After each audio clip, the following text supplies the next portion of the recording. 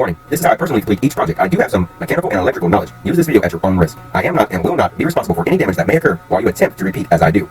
Always follow all manufacturer warnings and instructions. Consult a professional if you are unsure.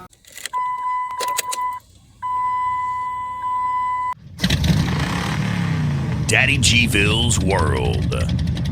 What's up, everyone? Now in this video I'm going to be showing you how to remove, clean, and replace the ignition control module.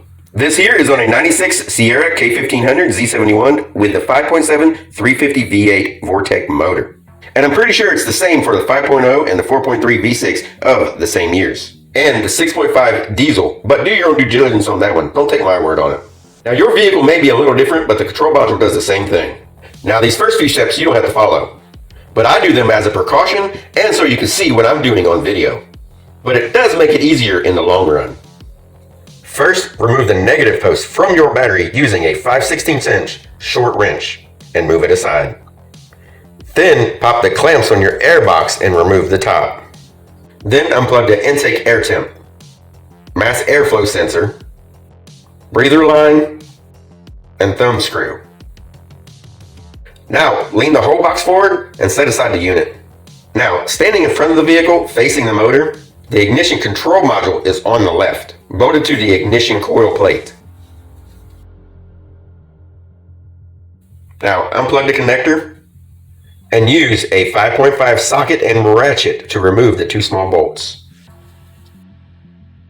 And remove the module and heatsink plate. Now, clean the heat seat plate.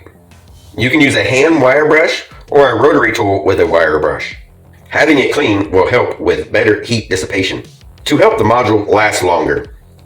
If your car, truck, or SUV is having acceleration problems like shaking, jerking, lack of power, hesitation, even stalling when pushing the gas pedal or stomping it down to the passing gear to increase the speed, you're having temperature issues, your engine has slow, hard, or even a no start, this may be just one of your issues. A vehicle's ignition module controls the timing and function of your spark plugs. Now it's completely clean. Now put some thermal grease on the front of the heatsink and back of the control module. This will help with connectivity and reducing heat from the module. Now put some thermal grease on the coil plate where it bolts to. And you can put some on the back of the heat seat plate. Now, bolt it back on. Plug it back in. Put everything back together. And you're done. The whole process took me about 45 minutes.